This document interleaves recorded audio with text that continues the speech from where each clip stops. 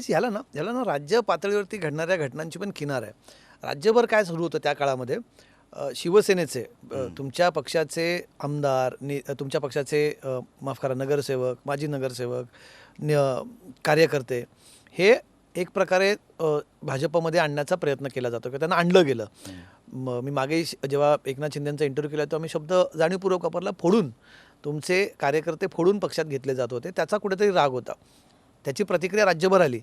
सर्वाधिक प्रतिक्रिया त्याची आम्हाला ही कणकवलीत बघायला मिळाली. त्यामुळे तुमच्या इथे तुम्ही म्हणतात की आमच्या नेत्यांना फोडलं जातं, की आमच्या नेत्यांना घेतलं गेलं, त्यांना टार्गेट केलं गेलं. नेत्यांना नाही म्हटलं मी, माझ्या जे तुमच्या कार्यकर्ते असतील, जे असतील ते कोणी तुमच्या मतदारसंघात तुमच्या कार्यकर्त्यांना टार्गेट केलं जाऊन त्यांना घेणं किंवा त्यांना डिस्क्वालिफाय केलं असं तुम्ही म्हणतात तिथे, हे राज्यभर भाजपकडनं सुरू आहे. त्याचीच प्रतिक्रिया ही कणकवलीत होती का? नाही, असं मला वाटत नाही. त्याचं कारण वेगळं आहे. बघा साहेब, सिंधुदुर्गाचं राजकारण तुम्ही महाराष्ट्राची जोडू शकत नाही.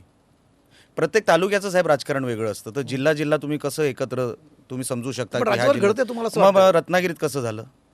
रत्नागिरीत का झालं अलायन्स?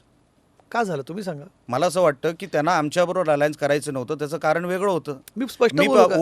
उबाटा वाढवत होतो. सॉरी, मी उबाटाला घेत होतो माझ्या शिवसेनेमध्ये. मी माझा पक्ष वाढवतोय. कदाचित चव्हाण साहेबांना हे अभिप्रेत नव्हतं की मी शिवसेनेत जाऊन हे करावं. त्यांना काय वाटत होतं, हा पुढे जाऊन कदाचित आमच्याकडेच येणार आहे, महा कशाला रेश वाढवतोय. मी बोलो येणार नाही साहेब. कदाचित त्या गोष्टीचा राग आला असेल की हा भारतीय जनता पक्षामध्ये येणार नाही. 100% 2029ला आपल्याला करायचं आहे. मग असे जे आमदार आहेत ज्यांना यायचं नाही त्यांना आत्ताच आडवे करा.